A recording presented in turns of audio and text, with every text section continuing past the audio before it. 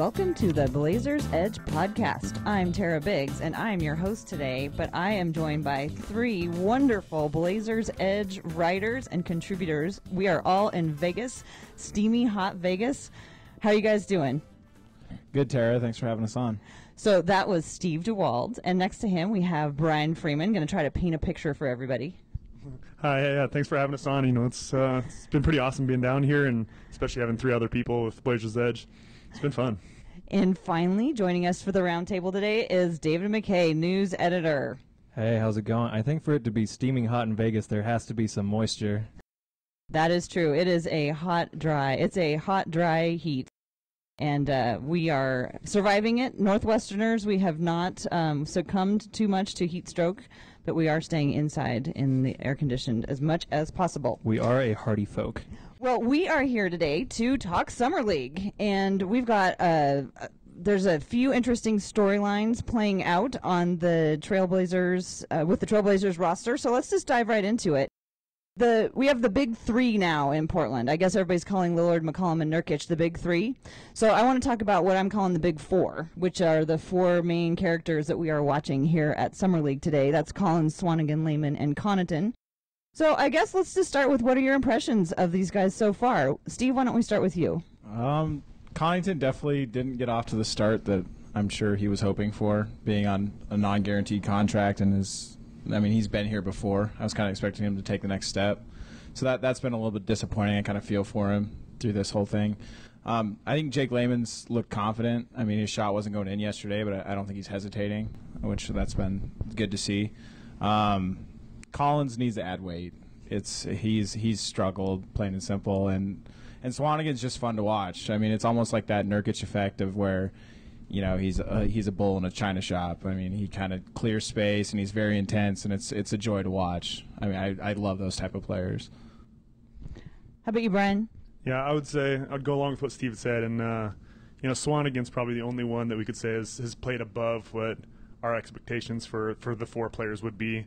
I think Connaughton and Collins are, as far as their results has been way less than we would have expected. Layman's looked, I would say he's actually looked good. He hasn't played well, but he's looked solid, but I wouldn't say he's performed better than what we would have hoped from him.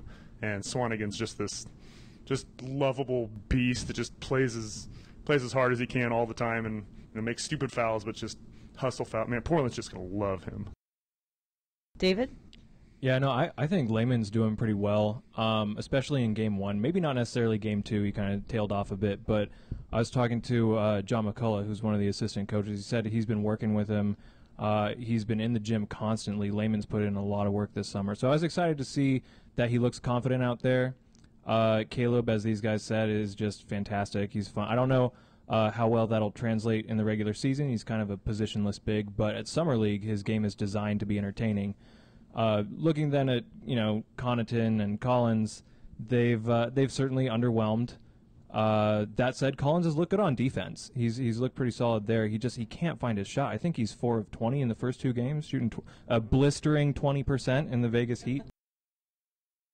When you guys first came down here, what were sort of the things that you were expecting to see when you came here? What were you wanting to see out of these rookies? I mean, with Collins, I wanted to see if he could potentially guard a power forward at the next level. If he was going to be able to play in a lineup next to Nurkic, and so far, really, his lateral quickness I think is there, but there's other things that aren't quite there yet that David kind of touched on as far as his offense goes. With Swanigan, I just wanted to see what he looked like. Like David touched on it already too, was his game is tailored to look good in Summer League, and so far that's held true. Before you answer, Brian, in your article from today, you talked really specifically about some really specific physical traits that you're seeing in the players. So can you talk a little bit about whether or not you were specifically looking to see Caleb, Swanigan, and Zach Collins play in the way that you've been seeing them play? Yeah, I mean, I think for the most part, I mean, me and Steve did a primer before Summer League, and one of the things that we really wanted to see is whether either one of the guys could guard the perimeter at all. You know, we're going to have Nurkic centered at the, he's going to be our center for most of the time, but, in this day and age in basketball, you need to be able to guard the perimeter. When you have a big man that can, you're just exponentially more valuable. And guards that can't guard on the perimeter, you're going to need big men now. Right. You know, when you start Dame and CJ as your guards, you know, having bigs being able to cover out there it matters, and it matters a ton. And you sat next to me at enough games to know that my next question is specifically, what does that look like? What is someone's body doing? Where are their arms? How are they based next to the person that they're supposed to be guarding? What does good perimeter defense look like, especially considering this is the summer league and we're just getting started? Well, the most important thing is you got to be able to contain them. You got to be able to keep them in front. That's the biggest challenge that faces a lot of big men when you have these quick guards that can, you know, put up a pump fake, change directions. You know, big men are turning around sometimes trying to see them. You know, if you can stay low, if you can stay parallel with the guard's body, you know, that's huge. And especially someone who's long like Collins is. Even as long as he can just kind of stay parallel with them, and, you know, as soon as they make an attempt to try to get to the basket, his length can bother their shot. So his job at that point is just to kind of keep him in front. And so when they make that attempt at the basket, his length can discourage an easier basket.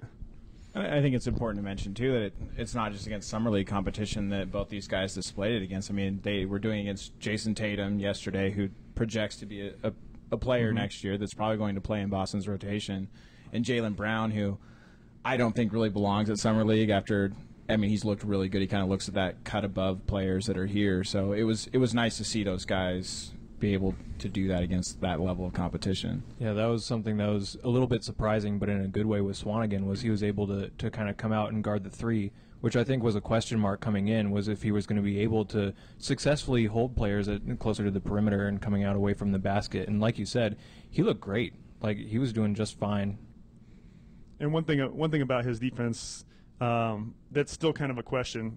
You know, the times that we've seen him on the perimeter, he gets the time to face up, and he gets low, gets in his stance, and at that point, when he's in that position, he's ready to go, and he can handle the contact, he can move laterally well. But I still haven't seen him out on a closeout, you know, starting in the post and having to run out at guard, chase the guard, and be able to stop and change direction when he's not completely in his stance yet. You know, that matters a ton as far as helping and recovering. And we actually haven't – I don't know if we've seen one or more than one play, maybe even one play where they were in that situation where you had to close out on a guard or a quicker forward. So we're still going to keep eyes on that and see how they respond in those kind of situations. But as far as just the one-on-one matchups go, they've both impressed. When we were watching the game yesterday against the Celtics, I kept thinking it looks so crowded. And I don't know if that's because these are younger players who are less experienced. I kept thinking this field looks smaller than the one. This can't be the same size as the field that the Cavs and the team from the Bay Area played on. It just felt really, really crowded. Can you address why it might seem like that? You mean the court itself? Yeah, I think some of it comes down to when Portland's outside shots aren't going down. I think that court collapses on itself. So you're seeing a lot of big bodies all really tight together. But yeah, I mean, and also, I mean, you're in a college stadium too. I think some of that kind of makes it feel a little smaller, makes it feel almost like you're back in high school or something. So yeah, and then like, since it's summer league competition, this isn't NBA basketball. When things start to break down, it can look a little bit like an indoor soccer match with kids. You know how they kind of cluster just a little bit, but you know, for the most part, I think they've done a good job of executing, or at least trying to run what the coaches want them to. But understanding that, like, it's just not going to look the same because, like, the spacing and the sets, it's just they're not all professional players yet, or, you know, the ones who have been or will be. Mm-hmm. We've been kind of dancing around the issue, which is that we've actually been watching a lot of defense. We've all, you know, said some complimentary things about all of these players and how they've handled, or at least especially our newest guys. We've talked about how they've been able to do some of the things that we were hoping that they were going to be able to do, their spacing, their activity, and their hands. There's been some good defense, basically, which is not a typical conversation that we've had a lot over the last couple of years, let's face it. And, you know, what's interesting to me about what we've been seeing is the Blazers have really been struggling on offense this weekend. They're only averaging 68 points per game. So right now at this point, when we're talking on Monday morning, all the teams have played twice. So the Blazers are averaging only 68 points per game. That's the second lowest amongst all of the teams. So we're second to last in scoring right now at 68 points per game. But as of this moment, guess who is right on top in terms of opponents' points per game? Yes, that is your Portland Trailblazers are allowing the fewest opponents' points at 68.5. Granted, it's a small sample, but they have been really having a hard time shooting. Anyway, is this defensive? What we're seeing on defense, is this fool's gold? In part, I mean, this is summer league competition, so like they're not trying to hold and retain elite shooters. So part of why I think that their scoring totals have been low and their points allowed has also been low is that it's just really ugly basketball a lot of the time.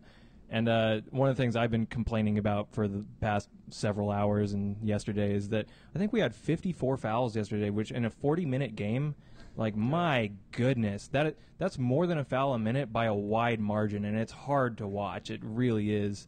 So when you take guys who are struggling even from the free throw line, and you slow the game down, and you're trying to, okay, well, no one can make a layup. Everyone's fouling before they even get there, getting hit on the elbow and stuff like that. It's just, I don't know how much of it can be attributed to defense. We've seen some good stuff from our high draft picks, but for the most part, I look at it and I just think, man, this is rough basketball. Yeah, and another thing to think about is a lot of people, when they think about summer league, they think about these are a lot of fringe NBA players, guys that maybe he can make it. Most of these rosters, especially when you get out of the top maybe 2, 3, 4 guys, I mean, you're talking about fringe D League players. I mean, there's, I would say, maybe 10 people that we've seen that have been out of college for more than 2 years in any of the rosters. And so you're not getting these NBA ready borderline type of guys. You're getting guys that may get in the D League. Like this is a whole level behind that fringe NBA talent level. There's still things I think you can take from some of this play, though. But there's definitely guys who are at that next level. Like you watch a team like Memphis who has Wayne Selden here, who's like obviously a cut above of some of these guys. Like that guy's an NBA rotational player. And I think the Blazers did play well against some of those guys at times yesterday against the Celtics. Like I already touched on Tatum and Brown. Like, yeah, Brown had an amazing dunk against the Blazers, but that wasn't against a guy who's going to make the roster. But I mean, Swanigan was able to stay in front of both of them. Collins was in the right position most of the time, which that is encouraging. As far as Portland's offensive deficiencies, I don't think Portland came down here with a true point guard. I think RJ Hunter is a nice player, but in my eyes, he's a 2-guard. He's best when he's looking for his own shot, not for others. And something I'm hoping to see in the next few games is guys like Nick Johnson or even Jorge Gutierrez play a little more, because I think they're more oriented to get the big guys the ball a little better. Yeah, absolutely. Gutierrez has actually looked really solid. I think he's 28. He last played in Turkey or something. But, like, his facilitation is it's a relatively high level for summer league play, but you look at these guys and you're not going to rack up assists if no one can finish. That was actually a perfect segue into my next question, which was going to be about other players who you want to remark on. Gutierrez, I think, has really shown himself really, really well. When he comes in, the team does seem to play a more of a set offense. I was thinking before I came down, people were like, oh, they didn't get him a real point guard. It's going to be a bummer. And I think that actually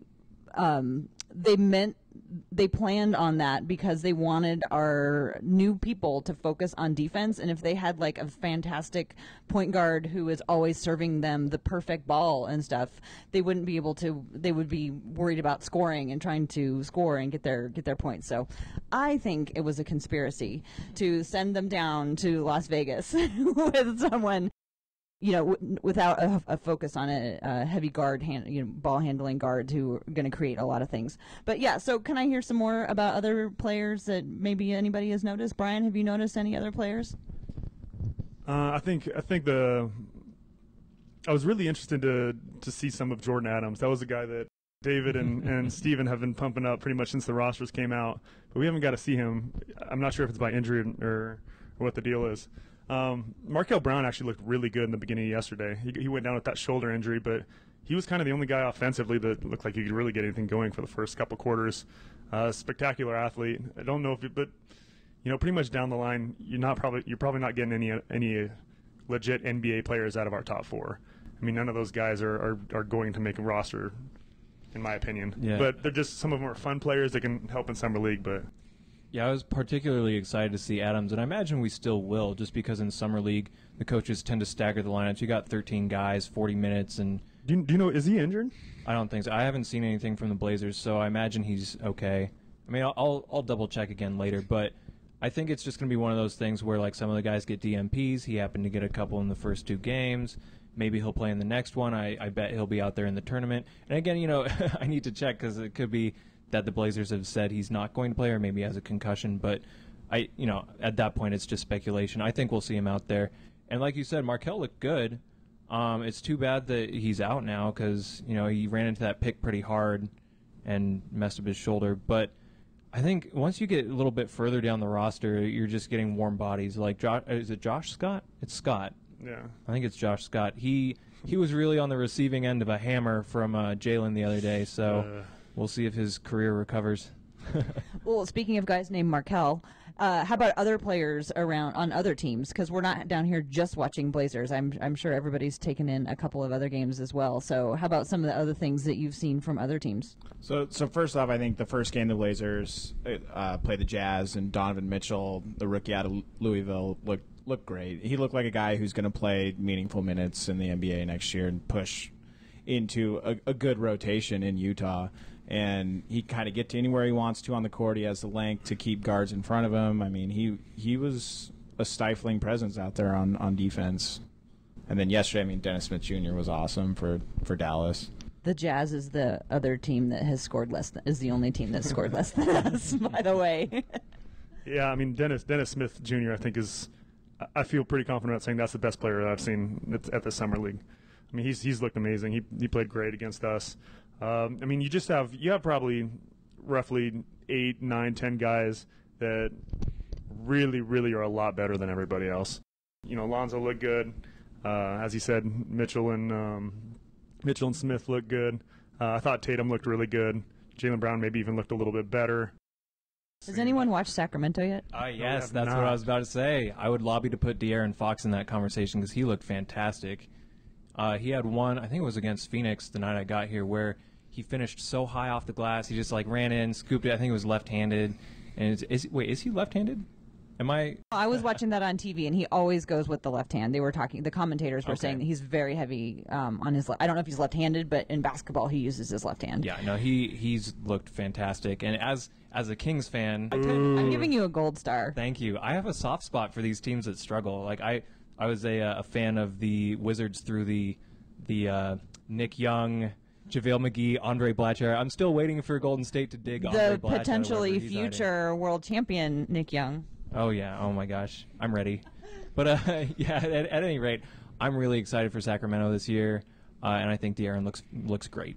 Yeah, I watched that Sacramento game from home before I came down here, and they are going to be fun to watch. There's going to be, rookie moments, but De'Aaron Fox, he is so fast and just so aware of everything that's going on the court. He's going to be fun, and I don't think Harry Giles is he playing yet? No, he's still injured. So the other guy whose name starts with a J, because half of the rookies' names started with a J.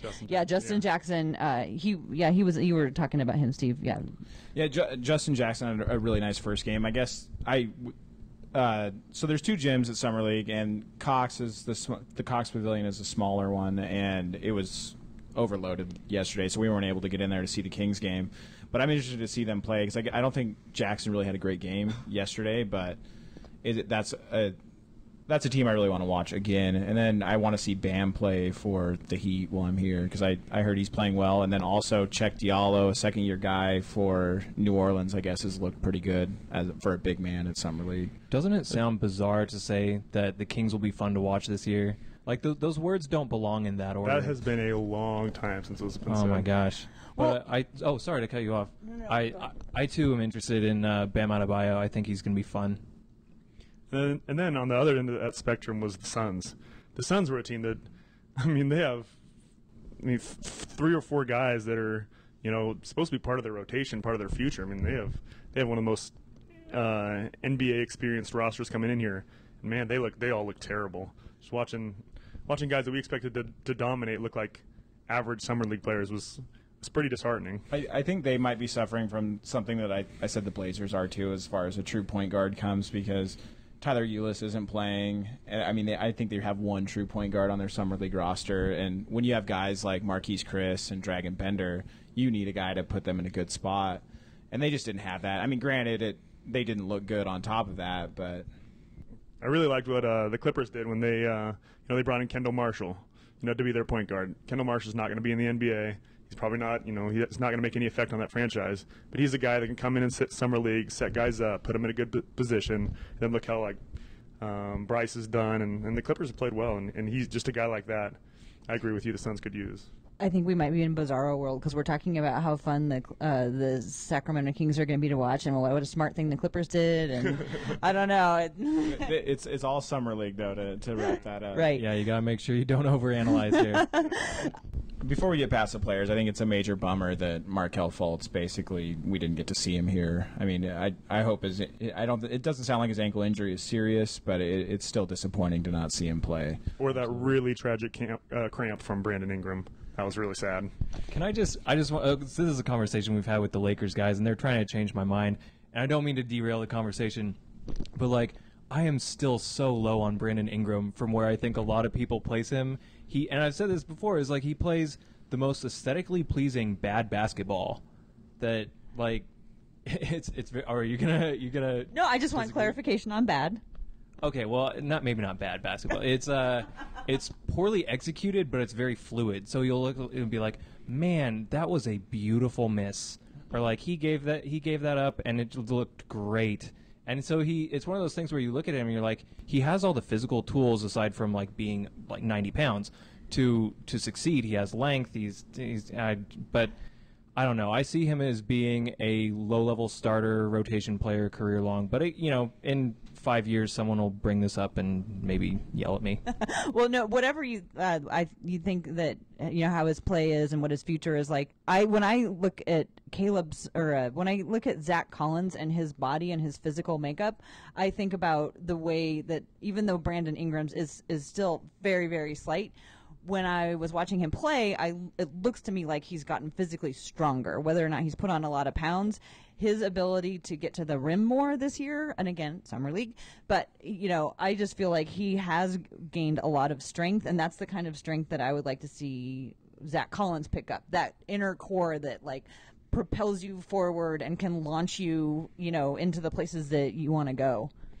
And I mean, some people just bloom physically later than other people. I mean, when you look at Zach Collins, if he was 6 foot, he could pass for a 16-year-old, just in the way his body is and his face, and so he's going to be able to put on muscle by lifting. But just getting older in itself will solve some of those problems. You kind of get that man strength, and there are a lot of people that at 16, 17, 18 they have that. I mean, they look like men and their bodies are filled out. Zach Collins doesn't have that. Not everybody. I have a question for you, Brian, and everybody else who wants to jump in too. But when I'm thinking about summer league, so when Caleb Swanigan was interviewed right before summer league, and he was asked what he wanted to accomplish at summer league, he said he just wants to win the whole thing. So, which is great. You want your players to want to win things.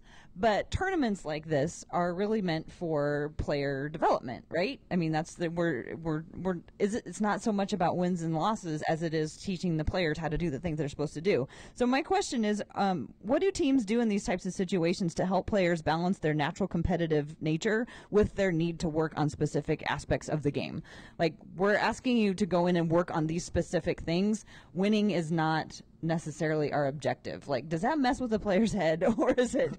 It's funny because kind of in this day and age with the way the draft works, that happens in the regular season too. Where winning is not the most important thing, and so it's just, I think it's a lot of the same guidelines. You tell them, we want to do this, and this is our strategy for the game. We want to work on this and that. But at the end of the day, every player, the coach, they want to win the game. The players should be playing like they want to win the game, of course, under the infrastructure that the coach has set up. But the goal is to win. How about when you do something directly, the coaches are trying to work with you to do this one thing, and you keep not doing that one thing because you want to make the play that you're used to doing, and you can get the points. Well, once again, I think that happens in regular season as well, where you're telling your star, you can pass it here or whatever, and they keep going one-on-one because they think that's the more efficient shot.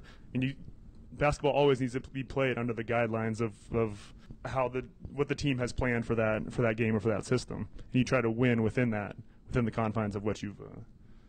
That's one of the things I really like to see from the Blazers so far is that they've all been really vocal on the court and trying to do what the coaches say. And talking to some other guys that are watching these games, it's interesting because Josh Jackson out in Phoenix, I've heard that he's waving off some of his teammates asking him to do stuff, and we don't see any of that with the Blazers. They're all working really hard, and they're watching film between games. And I think from a developmental standpoint, they're right where they need to be in terms of mindset. Yeah, that's a bad sign if you got rookies waving off people in summer league. That'd be an issue right away. But as you said, I think you can see, especially Swanigan, he's talking with people and they're figuring out problems as they go, and the goal is to win. That's where their head's at. But as you said, it's doing it within the confines of what the game plan was. The goal is to do what your coach said and win. Exactly. That's the plan. Steve, do you have anything you want to add about that? I think it's just getting in and out of the sets properly. I mean, Terry Stotts isn't coaching this team, but he's right there with a notebook. I think Stotts, in his tenure in Portland, rewards guys who practice hard and execute well and pay attention. And this is a more hyped up practice, really, is what Summer League is. And I think if you can make a good impression here, I think it could go a long way especially with Swanigan and Collins. And I mean, even a guy like Jake Layman and hopefully Pat Connaughton recovers, this could, they could weasel their way into some meaningful minutes early on in the season. Yeah, and that's another thing is they haven't really been practicing that long. When you look at most games that we watch, all regular season games, they get months of practice and months of organization. These are guys that have not played together. They've only had a few practices and a couple weeks to do. You can't put in complicated offense. You can't put in complicated sets. So their game structure is very flexible. You're not looking at the ball needs to go here, then here, and you got to cut and make this read. It's kind of more general. Let's try to do this kind of stuff. They've actually ran some systems, and me and Steve, me and you were talking about that, right? We watched the system, and I looked over you and said, I absolutely have no idea what the point of that was. There's confusion, but they just haven't had time, and that's normal. Yeah. I mean, you're working in broad strokes here for sure, but you also want to show that you're coachable too. And I think when it gets back to watching film and being focused and working with your teammates, that's all signs of being a coachable player, which is huge for these young guys if they want to play.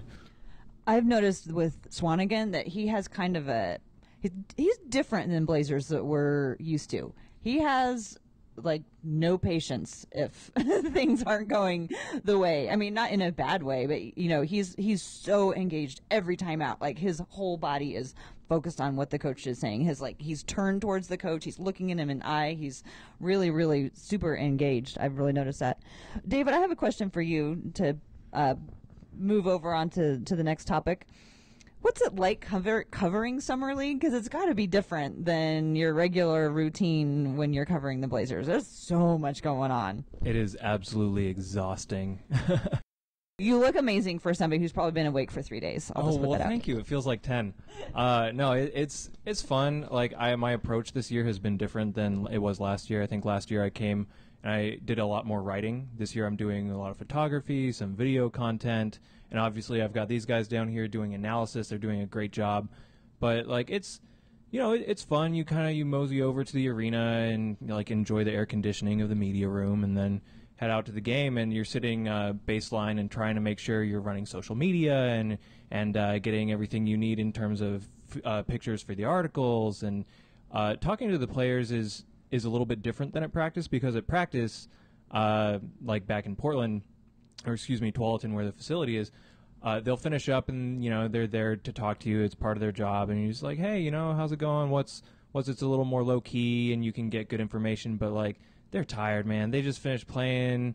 I know Caleb the other day had to go sign autographs, so I didn't want to fault him too bad for giving the same answer to every question. He's like, I just played hard, just played hard, just played hard. Oh, that sounds familiar. Yeah, so It's nice. Jim Moran, the head coach this year, he's a great interview. He's very open. Zach has been I mean, so it's not that he's a bad interview. I'd like to see him be a little less hard on himself. And I don't mean that in his standpoint that, like, obviously you want guys to self-critique, which is great. It's a good trait. But, like, he's almost, like, down on himself. And I feel like, come on, man. Like, this is Summer League. Just get after it. And he'll turn things around, I'm sure.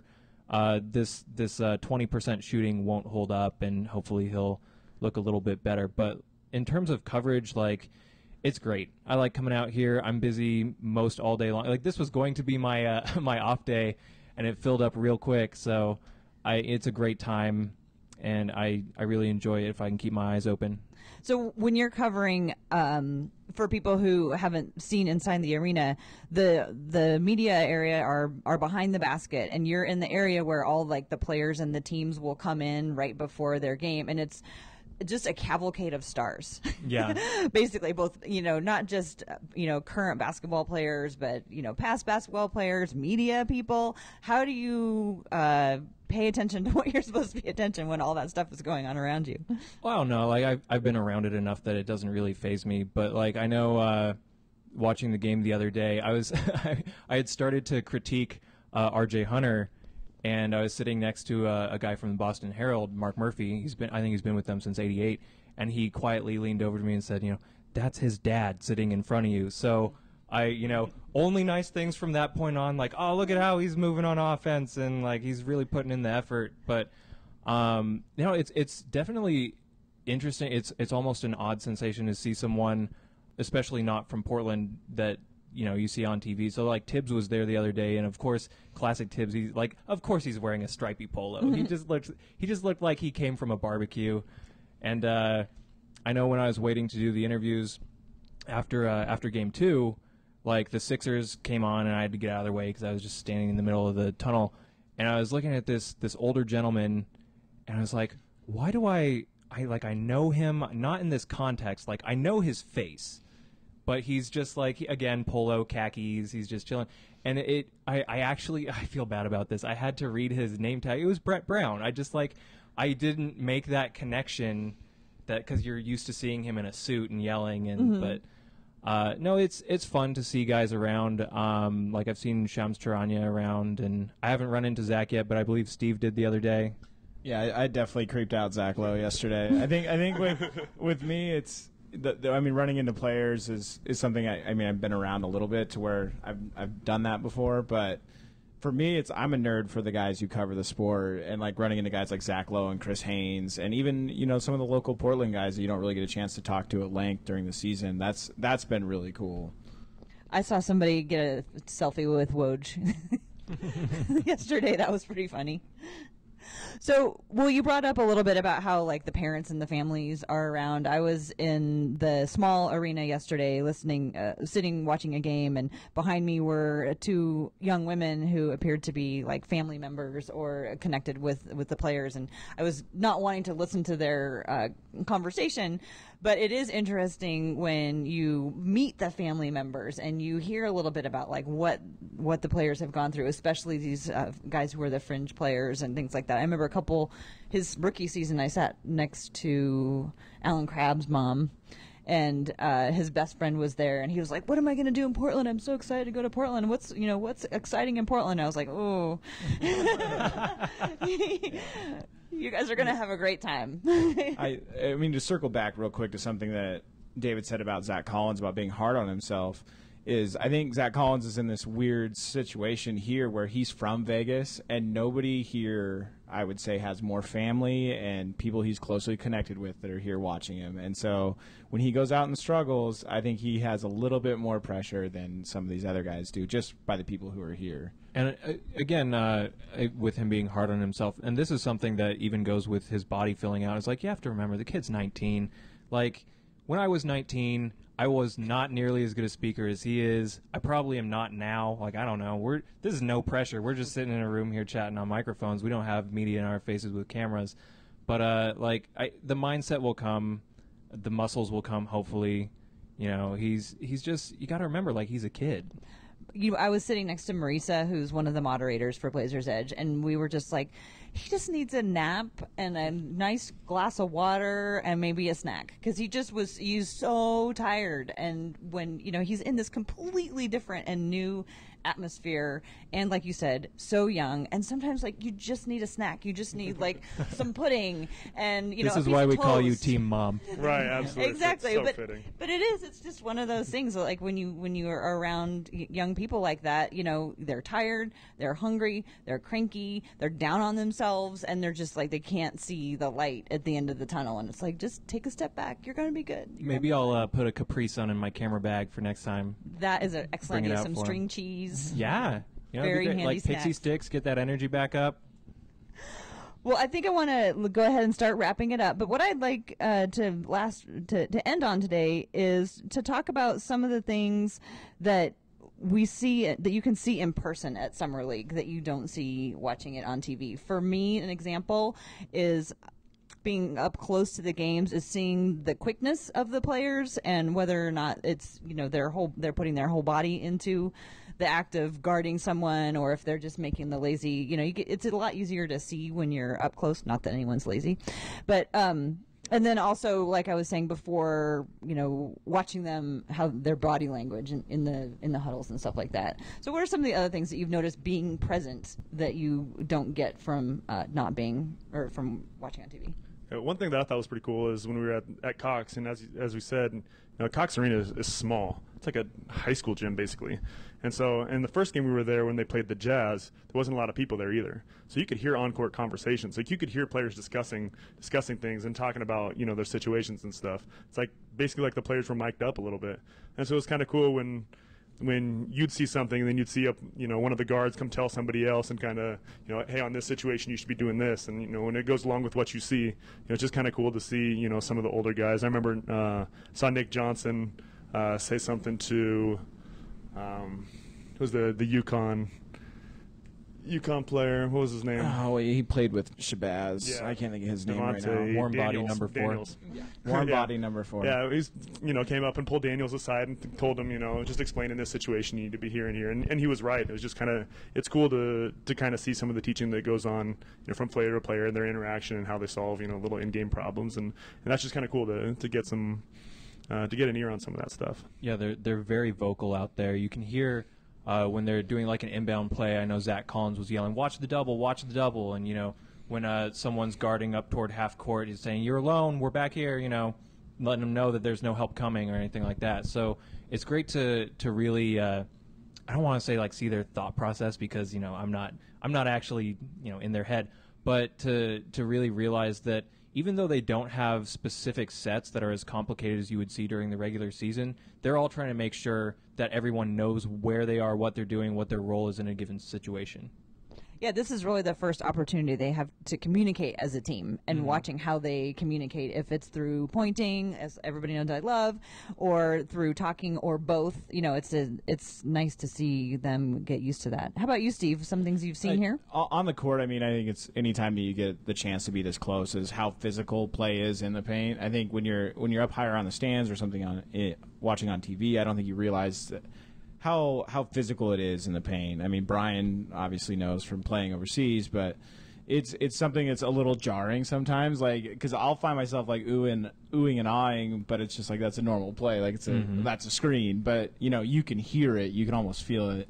And then just also like being that close and around the bench is like a guy like Alan Crabb was there on the first day, and watching him interact with some of the guys that he's played with Pat, like he was talking to Pat a lot, he was talking to Jake Layman a lot. And it's cool to see him interact with also the coaching staff and how invested these guys are in the young guys. Myers Leonard was in attendance the first day too, and it's cool to see how it all works kind of behind the scenes from what we can see. Circling back to that physicality for a moment, like it's definitely, it's crazy to see. Like you saw, Markel Brown, like he got hurt on a screen. You can hear that thud, you can hear the slap of the floor and like feel the impact. And like even last year, I think I told you guys about this earlier this week. But like a San Antonio player dove past the stanchion and hit the table I was sitting at, and I thought I was going to die. Like it knocked over a monitor. The thing went all diagonal. I was like trying to protect my laptop in that moment where it's like, this is my baby, and make sure it doesn't get hurt. But Like it's something else to see, like, right up there. How just like they do things that would break my body, and it's just casual. Yeah. Yeah, Bruce Ely almost got taken out. The Blazers photographer, Bruce Ely, twice yesterday. he had bodies flying at him. Did you have something you wanted to add, Steve? I think I've been a little desensitized the last few days by just hanging around with Brian so much, but there's a few guys that still like Santam Singh, who plays for the Mavericks, I believe. He's a 7'3" guy from India, and I mean, you get this close to those players, and I mean, he looks like a Game of Thrones character. Like it's ridiculous how big some of these guys are. Yeah, Brian is tall, and so how tall are you, Brian? About 6'9". Okay, so and I keep using you as my like reference point for like, okay, so Caleb Swanigan is about your height. Yeah, I'm trying to use that as a reference. We determined earlier today that Brian gives great hugs because he's so tall. You can just lean right into him. Wow, that was before I got here. He's a popular hug target at the SB Nation house. You're gonna I'm one of the best on the site. You're gonna have to get a hug before you go, Tara. It's that sturdy base that allowed him to be so good overseas. It's just like you can lean, he doesn't move. So Vonleh and Swanigan are probably pretty good too. I would say on the team, probably Nurkic is probably the best hugger. You think he's the whole best group. hugger? He's got that Eastern European just... Let's have this be a teaser for the next time we all get together. Yeah. We'll talk about who's the best hugger on the Trailblazers. This is the hard-hitting coverage you're going to get from us. So let's wrap this up, and I would like to hear from each one of you what you think, if anything, we can take away from Summer League that will and how it will apply to the regular season for the Portland Trailblazers. Who wants to start? I can jump on that if you guys want. I think the biggest thing to take away is that Collins isn't there yet. I don't mean that to be disrespectful, but like you look at him and he's a year or two away, which, you know, that's something that Portland's kind of looking at, is trying to make sure that they have the long-term game plan down. But excuse me, for those looking for him to be a strong contributor in year one, they maybe need to be a little bit more patient. I'm sure he'll get minutes, but he's not going to be like a game changer out there right away. He has a lot of filling out to do. He needs probably some personal growth, but again, I'm not in his head. I don't want to project that. But for the most part, you know, these guys, you're going to have to be patient. Swanigan, he's really impressing right now, but you know, his Summer League strength of being a positionless big and, you know, popping out and guarding threes and stuff like that is going to be one of those things where when you get to the regular season, it might be tough for him to find a spot. And I don't know. It's going to be different by the time we get to regular season. So again, it's hard to really find something to glean from this that's going to be long lasting. But that would be my take. And I think for my take, I kind of got to piggyback on that a little bit about Zach Collins. I mean, me personally, I can kind of relate to where he's at and the fact, you know, he's 7 foot and he's extremely skinny. About that time when I was 19, I was just kind of thinking about it. I was about 6'9", 180, 185. Ooh, that's a tall drink of water. Yeah, but I was extremely skinny, and I mean, I ate more than all my friends. I was in the weight room all the time, and you know, until you really until you've really like matured, your body's just not really going to fill out that much. And then I think 2 years after, so I was 20, 21, I was 240, and you know, you just become a different person. And people hit that at different points in their life, you know, as I touched on earlier. And he's going to get there, and most of the problems that he has are strength related. You know, he's defensively he's been great, but you know, he can't really hold his spot, and it has nothing to do with his footwork. He's just not strong enough. Offensively, he's not finishing very well. Well, most of that is the strength, and so core. Yeah, I mean, just to look at what he's done, and he hasn't impressed very much this summer league, but to look offensively or both offensively and defensively. Defensively, I think he's been fine, but you know, there's areas he could get better too. But to look at what he's done and look at these 2 games and make a judgment about how good he is, or to say anything super negative about his future based on that is really blind. I don't really have anything to add to both what David and Brian said as far as the big men go. I think they basically covered it. Pat Connaughton has been concerning for me. Like, usually when you bring a guy who has some level of experience with this type of competition, and you know, he was a fringe rotational player at times last season, and for him to struggle this much really kind of makes me scared for his future in Portland, just because he is the last remaining non-guaranteed contract, and you know, Portland hasn't made a move. Who knows what they're going to do? I mean, if somebody else comes available for a modest price, I mean, it's looking like it's Pat Connaughton's might be his last little bit of action here with Portland. Yeah, I mean, people talk about, does Summer League really matter? This Summer League might matter more for Pat Connaughton than anybody else, because, I mean, he came in here as a maybe. I don't know if he's even a maybe at this point, hopefully. I agree. I think we're definitely going to see Pat Connaughton as a professional athlete going forward. It's just a question of what sport it's going to be. With regards to Pat Connaughton, I think one of his biggest qualities that he brings is leadership. It's not necessarily scoring, as we've seen, like in the arena yesterday. Every time he took a shot, we all held our breath, and then it clanged off, and we were just so disappointing because you want him to play well so bad. But when you watch him and the way he interacts, the way he leads the offense, even if he's not the offensive leader, he just seems like a guy who has lots of really great leadership qualities. On this team right now, we already on the full roster, we have some really outstanding leaders already. So I don't know if we need him in that spot anymore. Yeah, I mean, I think Pat's a great leader, and I think he's a great guy for this hard worker for this group of people. I mean, I'm not trying to bash him in that way. It's just you're not really going to be getting leadership from that end of the roster on the normal roster, and I think you would expect a player of his caliber against some of this competition to be playing a little bit better. Well, you never know. I mean, obviously he's not the most gifted player on the full roster. He's not the most gifted player perhaps on the Summer League roster either. But at the same time, like when the full team's that young, you'll take leadership where you can get it. Like Evan Turner right now, he's still the oldest guy on roster, and he's like 28, something like that. Mm-hmm. So, like anyone who's going to rally the troops and be vocal is a welcome presence. But that said, I don't think his time with the Blazers will be lasting too terribly much longer. Yeah, my takeaways from Summer League are that Jake Layman remains a mystery. I want to know what's behind those sweet, soulful eyes that he has. He has these incredible eyes, but I just don't know what's going on. Steve was just talking about that earlier. I can't stop talking about it. And getting hugs from Brian Freeman.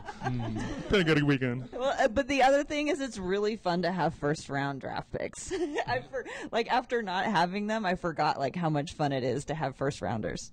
I had this fear coming into the draft that maybe we would trade a couple picks and then draft OG Anunoby, which is not necessarily a fear long term, but that we wouldn't have anyone new to watch this year, and then I'd come down here and be like, "So Jake, what have you been working on?" And Jake might have been working on his hugs. Maybe that's part of the teaser. Maybe it's got those soulful eyes and welcome arms. Who knows? Well, I think the fact remains that we are having a good time watching the players down here, watching the players from other teams as well. I want to thank David MacKay, Brian Freeman, and Steve Dewald for joining me today on the Blazers Edge podcast. You guys want to real quick say where people can find your work, and then we'll call it a day. I'm pretty regular in the newsroom, or posting news stories on Blazers Edge. My Twitter is @SteveDHoops, and that's how you can find most of my work.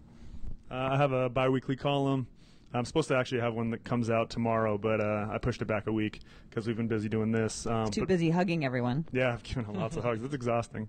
But I have a bi-weekly column where I just kind of talk about some sort of situation through the eyes of somebody who played professional basketball, tons of different topics. And so you can find me there, or you can always find me on Twitter, Brian Freeman 24.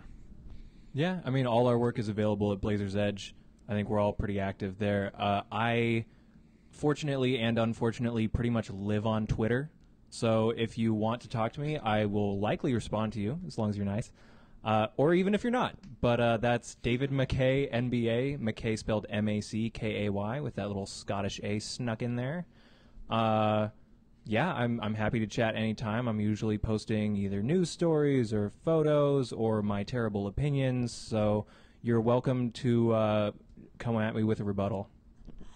Well, I am at TCB Biggs on Twitter, and I'm on the podcast. Don't forget you can subscribe to the podcast, Stitcher, iTunes, give us likes and reviews and all that good stuff. On behalf of these three fabulous roundtable, we're actually sitting in chairs, but on behalf of my three fabulous guests, thank you for joining us today. Thank you, Tara. I appreciate it. Thanks, Tara.